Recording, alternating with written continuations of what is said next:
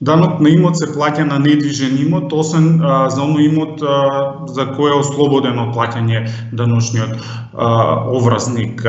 Значи, основата на која што се плаќа данокот на имот представува пазарната вредност на недвижниот имот. Во овој случај станува збор за граѓанин кој што не живее во имотот, односно едната единица имот кој што има во Република Македонија, и со оглед на тоа тој не може да ја користи поволноста која што е предвидена во членот 9 во Законот за даноците на имот, кај што вели дека врзникот на данок на имот за стамбена зграда или стан во кој живее со членовите на своето семејство има право на намалување на пресметаниот данок во висина од 50%. Во ваков случај граѓанинот ја плаќа полната сума на износот на данокот на имот и не му следува ослободување. Единствено што може да направи е да поднесе тужба до управниот суд,